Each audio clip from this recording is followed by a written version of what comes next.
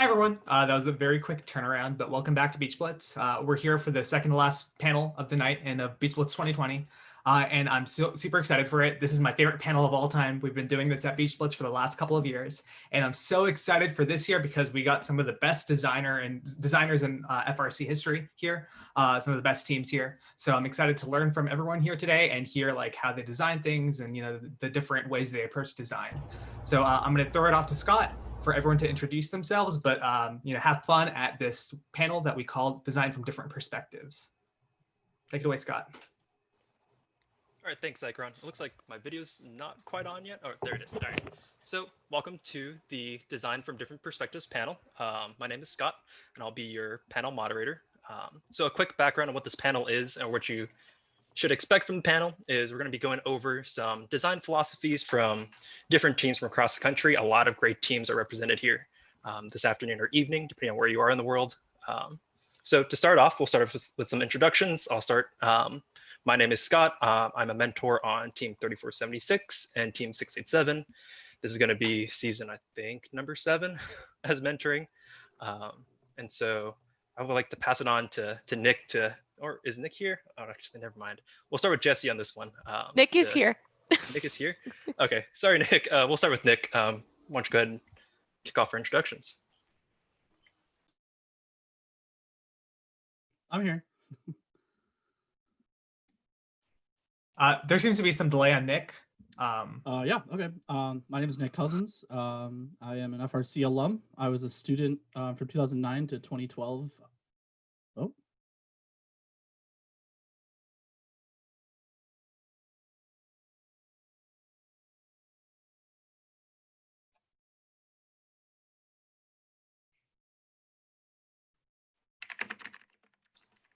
Okay. We'll throw it over to Torrance and then we'll go around the horn from there. Hi, everybody. My name is Andrew Torrance. Most people just call me Torrance in FRC. I was a student from 2011 to 2015, and I've always been a student and now mentoring for Team 254. So this will be, I guess, my 9th year in FRC, 5 as a mentor all through college. And I mostly do mechanical design. And recently, I've mostly been focusing on drivetrains and intakes. All right, we'll throw it to Dylan and then Rahul and then Jessi. Hi, my name is Dylan. I was a student on Team 179 from 2012 to 2016, and I've been mentoring ever since. So I guess it's been 8 years. My main job is head design mentor for Team 179, and it's been a blast doing it, and it's been a lot of fun. Yep, my name's Rahul. I was a student on Team 469 in Michigan from 2010 to 2013. Went to school in Indiana where I helped start Team 5188. And then after graduating college, moved to Virginia where I've been on Team 1885 since 2019. I bounce around a lot. I'm the head build mentor and head scouting mentor for 1885, but I've also done programming in the past, pretty much every aspect there is to technical side of mentoring. That's pretty much it for me.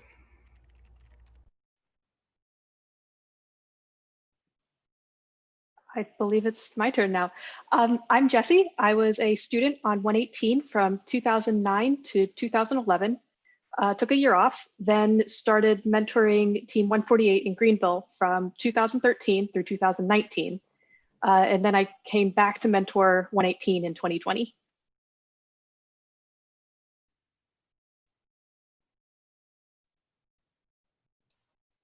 All right, Nick, take us home on the introductions, please. Yeah, I think I had a delay, but I think I'm good now. Yeah, so my name is Nick Coussens. I was a student on 2451 Ponage from 2009 through 2012. And then I continued to mentor up until through the 2017 season. And then I was with 33 for the last 3 seasons, 2018 through 2020. And now I moved down to Rev this past summer, and I'm working at Rev Robotics now. So, yeah. Alrighty, so we'll get started with our first question. This one's going to go towards Torrance first, but then afterward, feel free to hop on in and chime in or ask questions. So how do you decide, or how does your team decide as well, when to pivot from a design idea or concept? So for example, in Code Orange, last year, we kind of stuck with the turret elevator a little too long. Probably should have pivoted a little early. So how does your team pivot, or when do they pivot? Yeah, that's a good point. In that year, 2019, we also had a turret lift spinning around an elevator. And that was really a huge architecture decision that I think we probably would have pivoted off of if we had realized the difficulty in it earlier. But it's one of those things where once you've designed the drivetrain around it, you kind of get committed. I'll say that one time when we realize we have to pivot on something is usually during a regional. So we will usually take a concept in, and at a first regional, we will try it out. So I think some good examples of that would be in 2015, we had an intake that was designed to, pull the totes out of the wall. And we ended up not knowing, we knew that it wasn't perfect, and we took it to our first regional anyway. And we saw if it would be sufficient, because there's so many other things to try to improve. So I think that it's important to not immediately pivot off of something if you don't think it's perfect, because you have, bigger fish to fry potentially on your robot. Some other robot concepts that I know that we definitely scrapped was a better intake in 2018. It's hard to, our 2018 robot was really good, but one of the things it couldn't do was pick up the cubes when they were turned up on their side. And so as like the intake mentor, I worked with 5 students. Every week of the season, we had a new intake that tried to do that with modifying as little of the rest of the robot as we could. And by the end of the season, we never changed out that intake, and it never made it on the new robot, just because the drivers got good enough at knocking over the cubes, and we didn't want to take the risk with how well the robot had been performing. That's kind of our philosophy.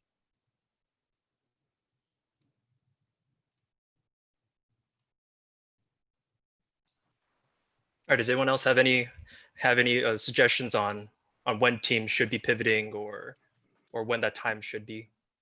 I think it's important to maybe try to plan for what you think you might be pivoting on versus what you probably are going to want to stick with throughout the season, because some things, like to Andrew's point, they're going to be really pivotal to kind of the entire architecture of the robot. So you don't really want to be pivoting on your drivetrain right midway through the season. I mean, that's an incredibly obvious example, right? But even just like an elevator versus some other lifting, if you're doing an arm for how you're lifting up to the scale in 2018 or something, those are the kind of things that are going to be a lot harder to pivot from after you've already started building the robot. So trying to understand trying to plan around what can we be flexible on throughout the season, what do we really need to make sure we think really long and hard about, because this is going to be instrumental to the robot for the entire season, and trying to make sure that you're planning ahead on what things are able to be changed. Modularity is also pretty important as well. As you're designing through something, if something's going to change quite often, shooters or manipulators of any kind, being able to swap them out with a few bolts and just making them very, very quick swaps, just so you can get iterations in as fast as physically possible, is very, very key, especially with repairs during matches and in the heat of battle. You want to be able to swap those things in and out. I think that's really important. Actually, it's kind of funny that drivetrains being swapped were mentioned, since in 2017, my team did do a drivetrain swap in the middle of the season. We realized that we made a few terrible decisions early on. We went to our first regional and did not perform as well as we wanted, and quickly realized that pretty much our entire robot design was not what we wanted. And we did a complete rebuild over the off season, but by then it was too late. We did do a complete drivetrain swap. And by complete, I mean we had to cut off the back of our robot, give it 3 extra inches, and basically rebuild the rest of the robot in a practice day. It was really rough. It was awful. But the only reason we could do that was because we really understood what our team was physically capable of doing. We knew we could manufacture all of our prototypes between our first event and the second event that we added specifically to rebuild the robot. And we knew that we could manufacture all of these parts and get them onto the robot in time for what we thought was going to be the third very difficult regional that would get us prepared for World Championships. Of course, none of that actually worked out the way we wanted it to, but we still learned a lot. And it was definitely a lesson to be had in your team's capabilities and what you can actually design and manufacture. All right, that's awesome. So we're gonna move on to a question for Rahul. So as mentors, we all have to do design reviews with our students. So how does 1885 approach design reviews? Are there stages? Are there different types of reviews? Yeah, so I think we do a lot of kind of iterative, informal reviews during the design process. And I think that's really key, especially with some of the younger designers on the team, that they're just getting that constant feedback, just so they're building good habits, both like with CAD practices and with actual design implementation as well. But what we try to do is kind of maintain a status for every subsystem on the robot, whether it's kind of in design or released for manufacturing, especially for that Rev 1 design. That we want to get a competition quality implementation of, either to test or go on the final robot. But usually before we kind of release a subsystem to manufacturing, we'll go through a very lengthy design review process. And usually a lot of that is kind of one-to-one. We'll throw up the CAD on a projector, and most of the interaction will be one-to-one between kind of the lead student designer on that and usually me or one of the other design mentors. But what we try to do is kind of still have an audience of most of the rest of the design team, whether they just catch some small details that we miss, or they just get that experience of being able to witness what the design review looks like. So they kind of know what they're prepared for whenever their subsystem comes up for a major design review.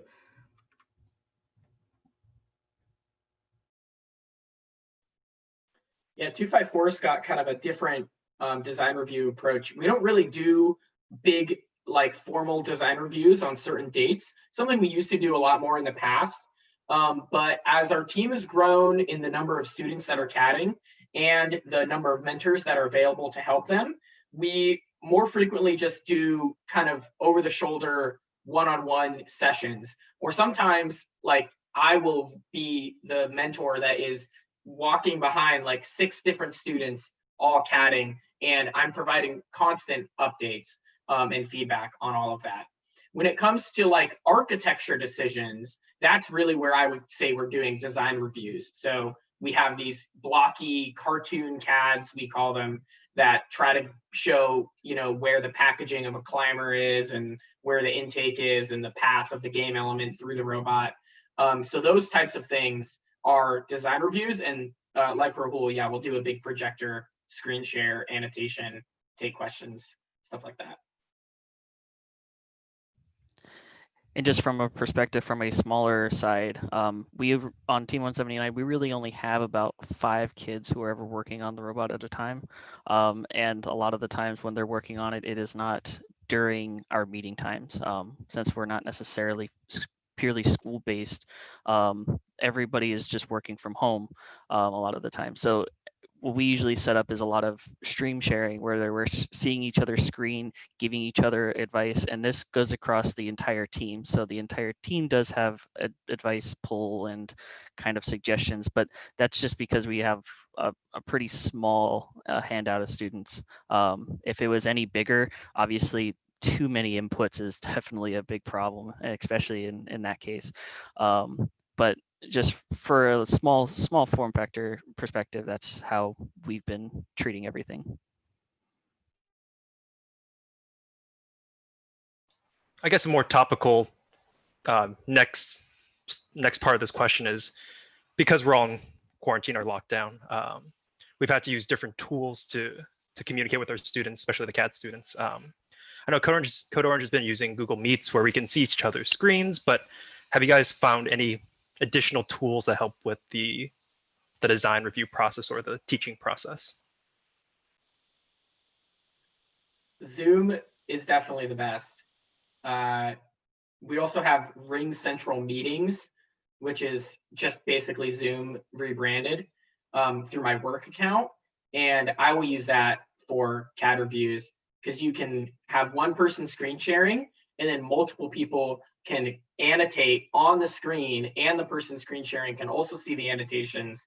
So having that ability to circle things, saying zoom in here, or I can use the rectangle tool and really quickly draw out like a whole cross section of what like a joint on an arm would look like or something. Those co-annotation abilities are definitely better than Microsoft Teams or Google Meet or some other stuff I've tried. Hangouts is not good.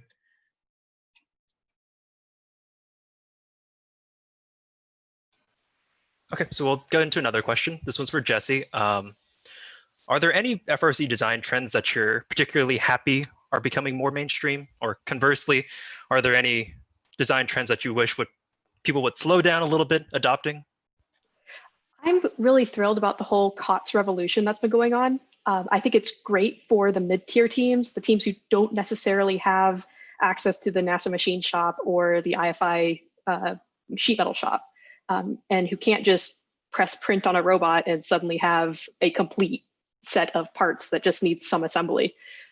And I have been a huge proponent of, all right, I can make this thing in CAD and press print, or I can just go to the pile of tube stock that I know is going to work with this whole other set of gussets and what have you. And I can just throw something together real fast, prove the concept, and potentially put it on a partner or put it on the robot itself if it really, really works well. I wish teams would embrace that a bit more, and I really wish teams would kind of pump the brakes on getting out of the COTS world before they're ready. There's a time and a place to experiment with the full manufacturing abilities of your sponsors and of your school and what have you. It is not necessarily right at the start of build season. It's probably more like off season. Yeah, I would say, in general, I think a trend that's definitely been good over the past few years is just things that are ensuring that more teams are playing all of their matches, not missing matches for basic things like just simple control system electronic stuff, whether it's just basic drive, train stuff. Obviously, we've had the same kit chassis for a while now, and that's gotten to a pretty robust point. And I think, things that have been done over the past few years to just simplify the minimum number of steps to have a running robot on the field, I think has obviously been a good trend. As far as like trends, I would maybe pump the brakes on a little. I have this feeling that Swerve is going to get very popular within the next 12 months, like when we hit 2022, because there's going to be so many teams with not a lot to do if they're not going to compete in next season, or if they're not feeling like they're going to rebuild their robot, or for whatever reason they feel like this is the time to try it. And also it's a lot more available through COTS options, which makes it that much easier to adopt. But there's still a lot of risk there when you get back to that point I made earlier of everybody being able to run consistently. So obviously Swerve is very cool and it's got a lot of advantages, but it definitely has some potential to be riskier of not working correctly if you have a code error, if you have a sensor disconnect, that just a simple kit chassis or basic West Coast drive doesn't. So that's something that is like making me a little nervous for the future of like, am I going to see more teams that build Swerve and now I'm on an alliance with them and they're not running. So And I think you could talk about priorities too. I think first things first, you need to get your robot moving for a lot of teams. And I think the next thing in line is if you can get to a point if you can custom make your own manipulators and everything on top of your robot and you can program it very, very well, that's maybe the turning point where a lot of teams should start looking into doing Swerve Drive or anything more complicated than that. But I agree with the whole Swerve becoming more of a trend, but I don't think it should be on the top of everyone's priority. Manipulator research, I think, is a lot more important.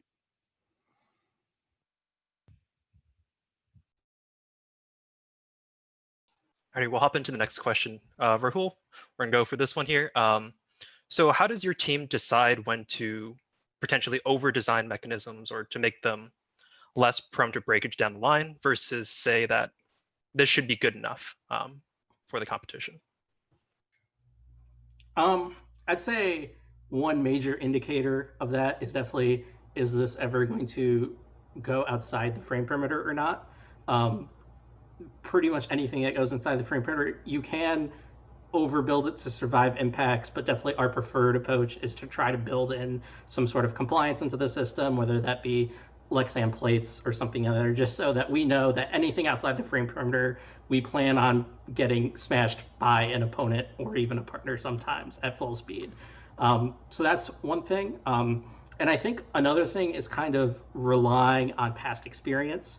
There are a lot of subsystems that, talking about things kind of more internal to the robot, that are really applicable year after year after year. Things like arms and elevators and that sort of stuff. We over a couple of years of doing FRC, you kind of have a good idea of what the loads of that are. But whenever there's something new, and I think an example that comes to mind is when we approached kind of the 4-bar lift in 2019. Obviously, we had done 4 bars before, but we were definitely not, lifted an entire robot up by a 4-bar, especially with how little leverage it has right at the beginning of travel. And so that was something that we definitely probably over-designed a little bit, both in the structure and in the powertrain. But just because it was a bit more of an unknown, we wanted to kind of give ourselves a little bit more of a safety factor on that design. So I wanted to follow up with that. The prior knowledge or the previous knowledge is very easy to get when you have experienced mentors who've been in the scene for a while. But for the newer teams, what areas or sites or receptacles would you suggest that they go look at or browse? I would say one thing is that, presentations like this, I'm sure there are a lot of it. I know Beach Blitz has run them for a couple seasons. I also do know that a lot of teams do publish full CAD of their robot. 148 has a ton of CAD up, and I'm sure there are more teams that I could list forever. But I think definitely learning from examples that already exist, whether that be other teams' CAD.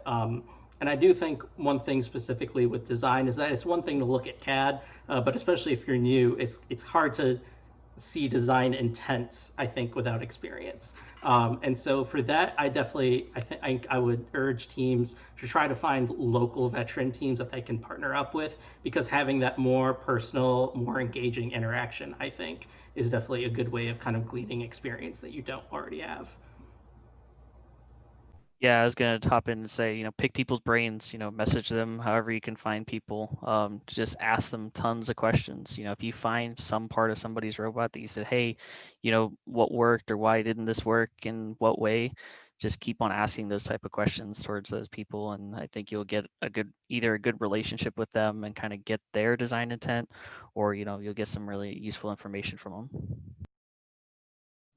And to add on to what Rahul was talking about, I think another thing is to kind of be able to look at and understand when to reinvent the wheel and when not to reinvent the wheel, because FRC's existed now for over 25 seasons, and even in the modern era, it's still been, we're getting close to 20 here, 15. So when you look at like an example of 2019 with the cargo ball,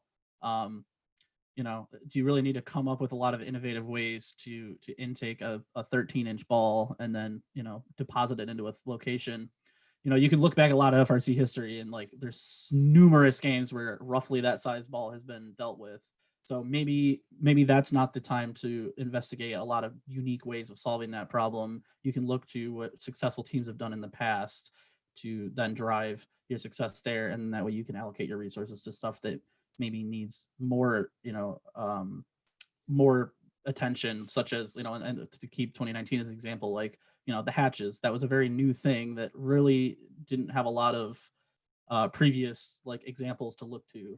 So it made probably more sense to spend more time figuring out how to optimize gameplay on that, and maybe just kind of not copy paste, but in a lot of ways look to previous versions for the cargo as an example. And to the other thing Rahul said about like CAD as a good example, I want to say he was listing examples. I want to say Spectrum probably has maybe like the best collection of just various CAD from lots of different teams and robots. They've been kind of collecting that over a couple of years now. So that's probably your best bet if you want to like find a lot of different diverse options. And even if you're not sure, especially in this past year of 2020, this game piece was very weird for us for just manipulating it and just trying to get it to move the way we wanted to in this season, even for veteran teams, just trying to get that to work. Prototyping is very, very important for just trial and error. And even for the younger teams, if you don't know if something's going to work the way you think it's going to, try it. You know, get that in person, get your hands on, and just feel it out.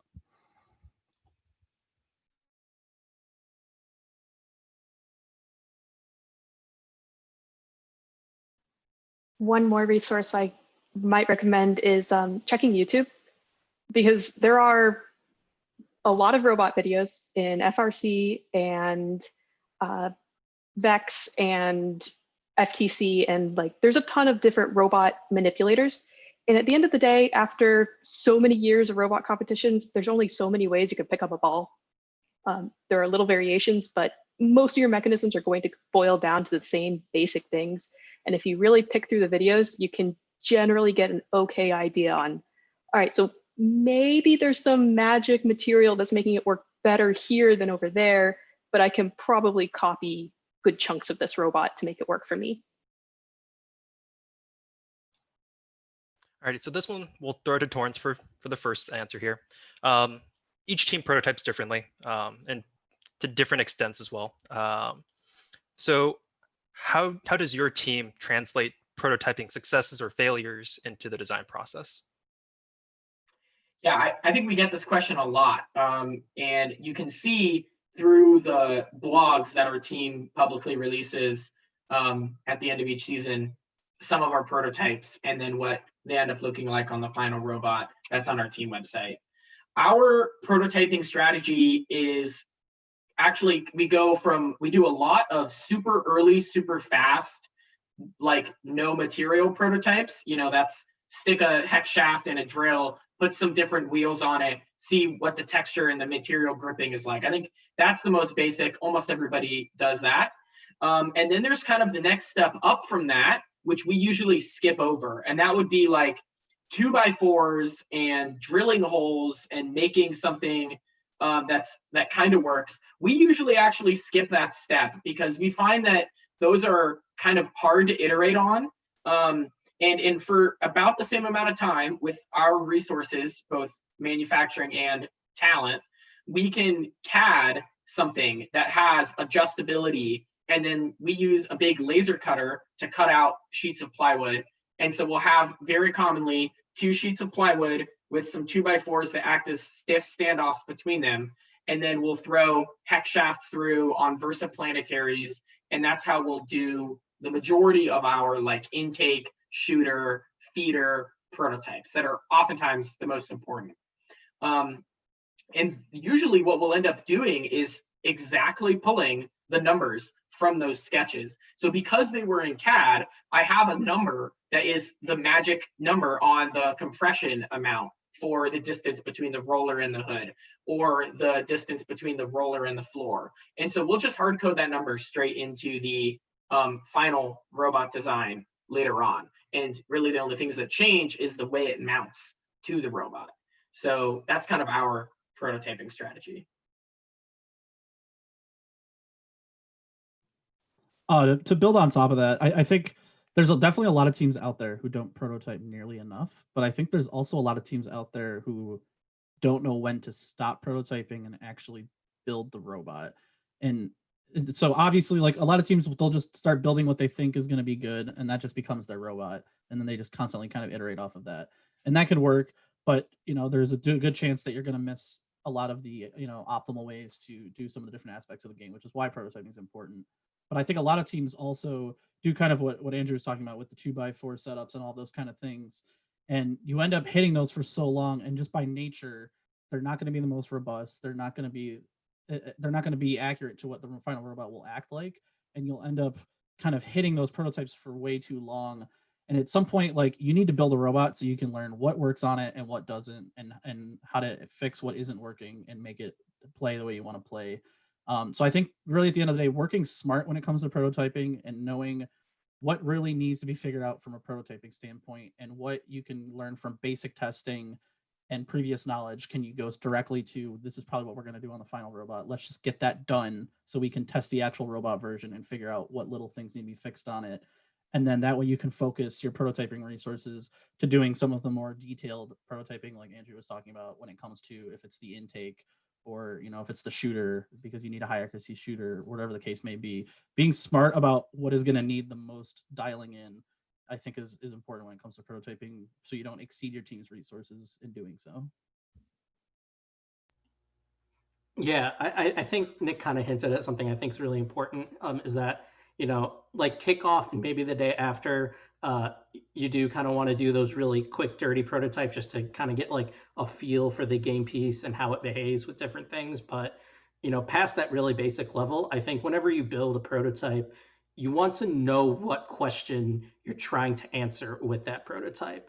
So like with an intake, often that question, intakes and shooters, I guess that question is things like compression, things like geometry, trying to figure out a couple critical specific dimensions and materials. But I think knowing exactly what question you're trying to answer with the prototype when you start building that more detailed prototype kind of helps you focus on what's important and also know when you've answered that question as to not overly focus on it and know when to move forward with more detailed design in CAD or something.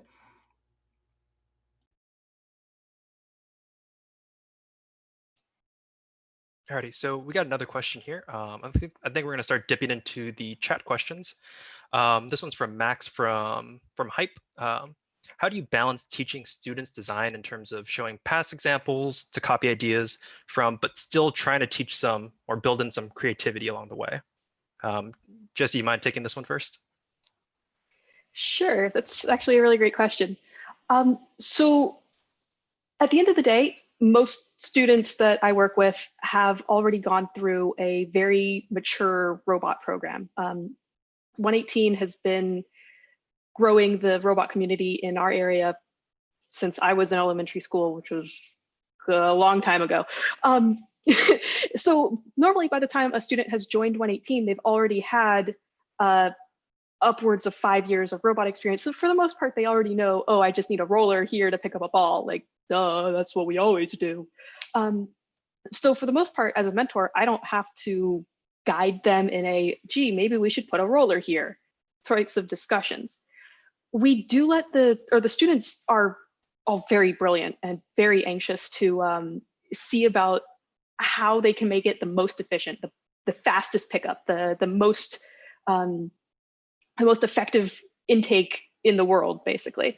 And we just sort of point them in the right direction, let them go crazy with our piles and piles of exciting exotic materials, and we'll sort of rein them in at the end of the day to be like, okay, but this is great. How do we get this into CAD so we can make something a little bit better and something that we can actually put on our robot, similar to the last question.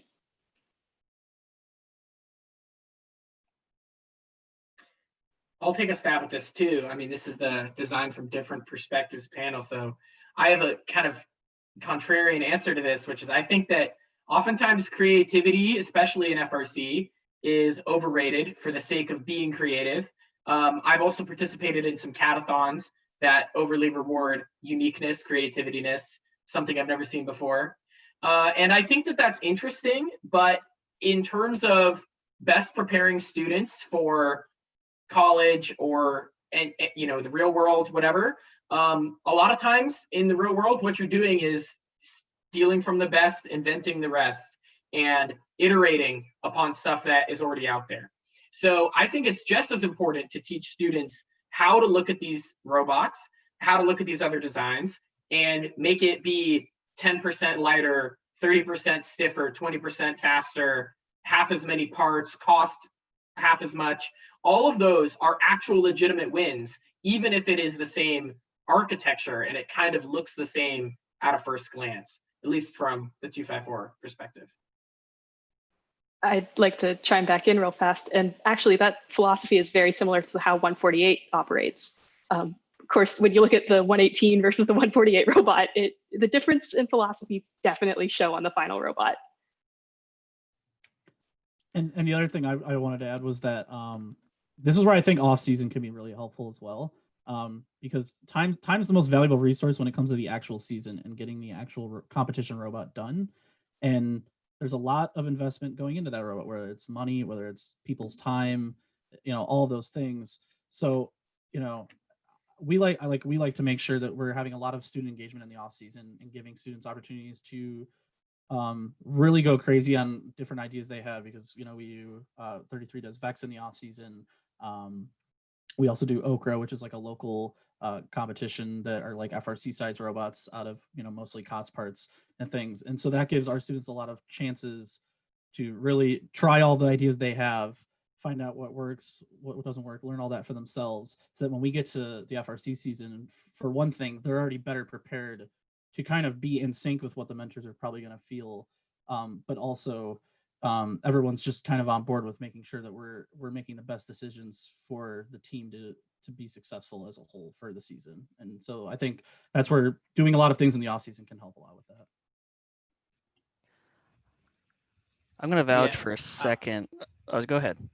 I was just going to build on to what Nick said. Specifically, I know 33, and when I was a student, we both did Okra in Michigan. We also have bunny bots in a few different districts as well. But if your team has the resources, being able to do something that's close to an FRC-ish scale robot, whether that's an alternate competition or building, a slightly, cheaper but FRC robot to compete in some off seasons, I think is a really, really, really valuable training exercise, especially because it just gives students that lower risk chance to fail, I guess, and have that learning experience where you then don't make the same sort of mistakes that you would during the actual FRC competition season.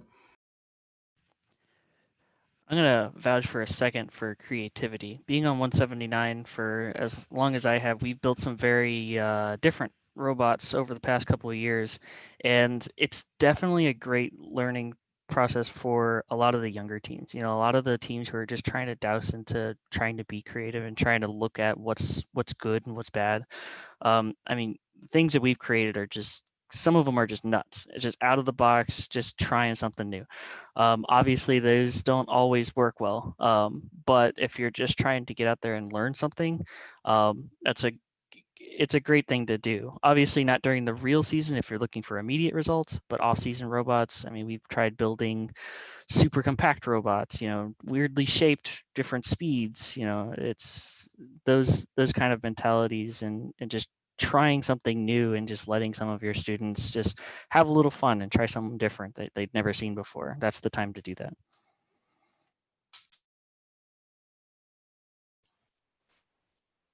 Okay, so it looks like we got another question from chat here.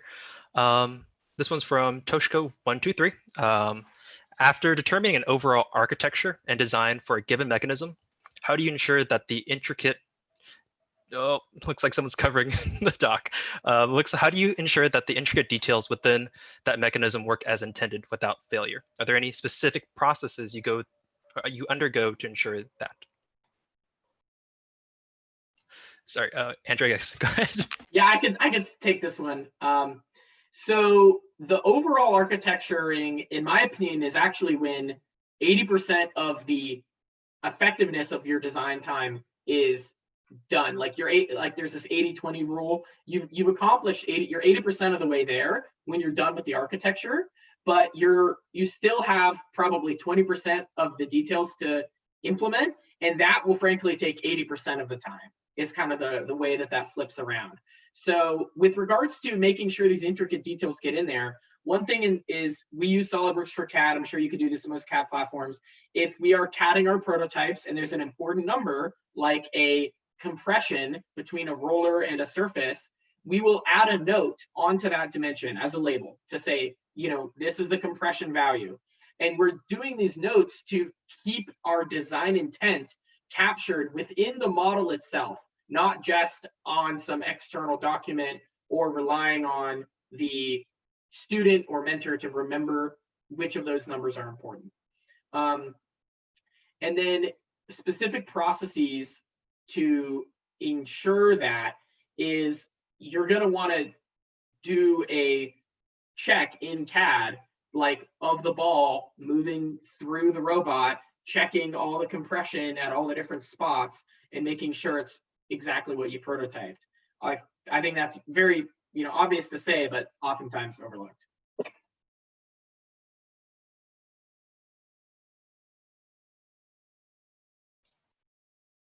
All right, thanks. We'll go with Dylan on this one. The problem that I'm currently having is trying to get the newer students interested in CAD, or they're already interested, but trying to get them through the deep waters that is early design. So how does your team handle that, or what techniques do you have to suggest for teams? It's definitely really difficult, especially for us being very small. We don't have the reach to try to find a lot of students who want to do this kind of thing. So usually what we'll do is we'll make it open to the entire team. We'll talk about, hey, we're having a class. We're gonna be teaching you the basics of CAD and how that architecture works. And usually what we'll end up having about 5 kids who are really, really involved. And the 2 design mentors, me and another person, will usually sit behind them and, try to guide them, give them smaller tasks, keep them busy, keep them trying new things, and, how they're just making sure that they're just constantly trying how to CAD. Unfortunately, a lot of our students don't have previous knowledge, so it is a very, very big challenge for us, because basically we are starting from nothing for teaching them. So it's just what a basic teaching job would be, and trying to get them to learn and trying to get them involved and excited for it. I think one thing that's really effective that I've found is first of all, the hardest thing about learning how to design isn't really learning the actual CAD platform, because at its core, it's just a tool like any other computer program, right? And students honestly are going to be faster at learning those tools than adults are anyway. So learning the actual CAD tool itself is that's not the difficult part, as long as they have the motivation to learn it, which that's its own issue maybe. But actually being able to effectively design, like for FRC, I think the biggest thing is just building the knowledge of actual design knowledge of what are the right components to use, where, like, when do I use a bushing versus a bearing, when should I, all these different kinds of things, like what is the, is this gonna hold up to strength, like knowing what those things are. And one thing I think that helps a lot is a lot of times if I'm helping somebody learn CAD and design, I like to actually have them start by just doing assemblies in CAD rather than starting with like designing custom parts, because we're in a unique situation where there are a lot of CAD or COTS parts out there, and just existing ecosystem parts for FRC where you don't need to design everything from scratch. There's a lot of things you can just start putting together in an assembly, and that gets you, it's a lot lower barrier of entry to learning CAD. And then in addition, it helps you quickly learn what all the different components are, how they're useful, what are different ways you can use them. And then slowly you can start, filtering in custom parts from there, to the point where like then you're starting to really spread out and gain a lot of knowledge. So I've always found that that's kind of, it's different than like how most people learn CAD, because most people just use, the SolidWorks tutorial or whatever tutorial comes with the program. And, most people aren't coming from an area where they have this availability of common parts and things. So they're just starting from scratch with making this part and that part. So I think that's kind of like a reverse way that I think can help expedite it a lot.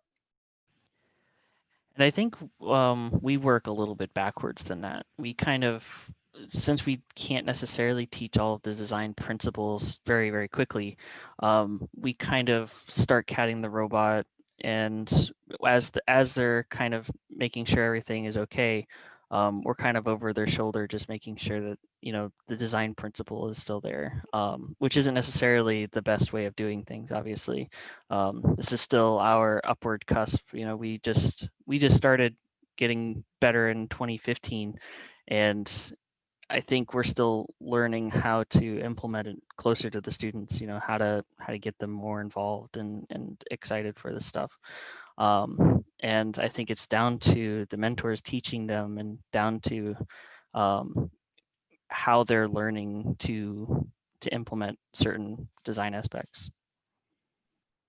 So the biggest thing I found to really encourage students to kind of get into CAD was off-season projects. And well, off-season projects I found were the most effective way to sort of teach the design and teach the tool and get kids really into the software so that they can be very valuable contributing designers during the actual robot season. But the biggest thing that I found to get kids excited enough to actually participate in the off-season design projects was to show the CAD of the robot to the whole team. So we would do regular full team design reviews of the CAD, or we would, right before we press print on the robot, get the whole team together, throw up a projector and show the robot and go through step by step, subsystem by subsystem. Hey, remember that prototype you worked on for the last 3 weeks? Here it is in CAD. Oh, by the way, the sheet metal will appear in a few days.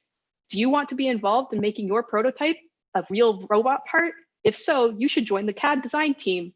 We meet over the off season so you can learn the tools.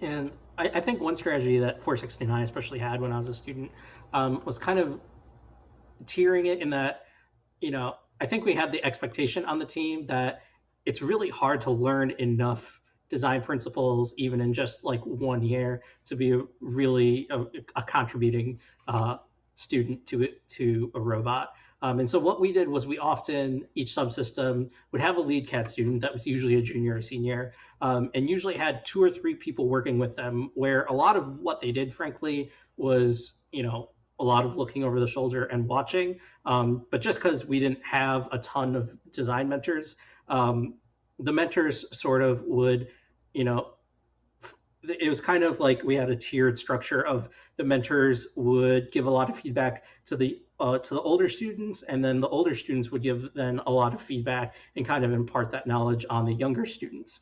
And I think that system worked really well, at least with the team numbers that we had there. The other thing we had a lot of the younger students do is that they actually did do a lot of part drawings, while some of the older students worked on design. And so that just at least helped them get a little bit more familiar with the software, but also really gave them like a little bit deeper understanding of, you know, what a part was, and how it's integrated with manufacturing. If you're making proper drawings, that makes you start thinking about things like tolerancing and stuff. And so that I think it's not the most engaging activity. It does kind of seem like busy work sometimes, but if you can kind of get past that, I do think it does teach them a couple of useful things that are helpful with design later on. I find it interesting that everyone has a little bit different go-to strategies for getting these kids into it. So we're getting kind of a little bit pressed for time here. I think we should end on a more fun question. You all have designed a lot of stuff. So any memorable or your favorite mechanisms that you had a hand in, and whether or not it worked well or not, just memorable or favorite. Does anyone want to take a stab at that first? I'll take a stab at uniqueness here. For 179's, I'll put in 2, but 179's 2016 climber, I think, was definitely different than what a lot of people were envisioning for climbers that year. It was a kind of a similar to what a reverse 4-bar would be, but it was just a single bar, and it was relatively simple for that game, and a lot of people never really thought of something like that. And same with 179's 2015 claw. Did it work? No, but it was cool. But we learned a lot from it and how to you know, iterate on that. So I'll go. I got one from when I was a student, small but cute. I was kind of doing my major first CAD junior year, and I was in charge of the hood on our 2014 robot. And I finally got, was getting to the pocketing, and Travis Covington, head mentor, made me keep redoing the pocketing until the ribs of the pockets would line up so you could see through the 2 pairs of plates when the hood was in either the forward or the retracted position. So I was trying to match these 2 pockets in both states. And I don't know, that just seemed so silly to me at the time, but that memory is stuck with me as something cool. Hey, lining up pocketing is incredibly important. I would get horribly teased anytime my lightning pockets, and I have like 2 nested sheet metal parts. If the lightning pockets did not line up perfectly, I would get teased horribly all the time because I wasn't always the best at lining them up. But I think my favorite ridiculous or cute mechanism probably has to go to 148 in 2015 with the split robot design, just because we spent the entire season, first of all, having the time of our lives, and then wondering, like, were we crazy?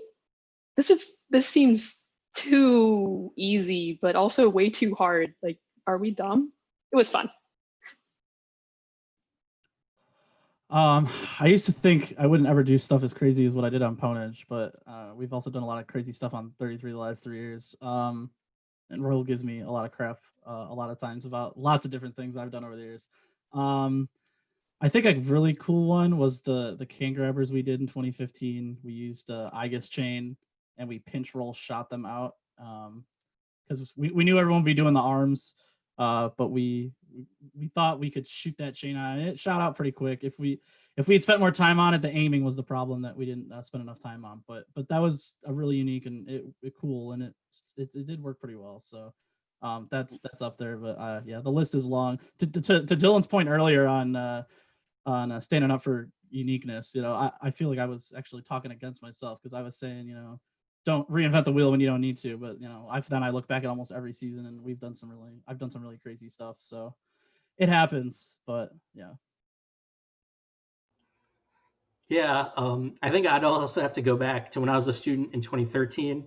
And honestly, I think a lot of the crazy stuff is stuff that just never made it on the robot because we could never get it to work consistently enough. But we definitely had an add-on to our conveyor system that would flip upside down frisbees that we intake right side up halfway through the conveyor, and it was always just it almost worked, but it would jam a lot. And then plus that entire robot was actually architected around a 30-point climber that was just ridiculous in concept, and we fought all season to get it like maybe halfway done.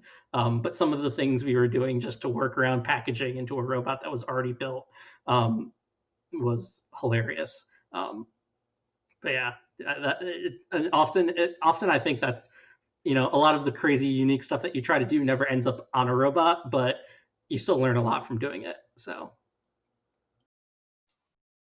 Alrighty, looks like we have gone overtime a little bit here. Sorry for everyone for holding up everyone a little bit longer than expected. Just want to say thank you to all the panelists here. It's been wonderful to get to know how different ideas are being implemented across the country and with different teams as well. It's been very enlightening for me, and I'm sure the rest of the viewers at home as well. So just want to say thank you very much again. I think I need to pass it off to Pauline for some announcements.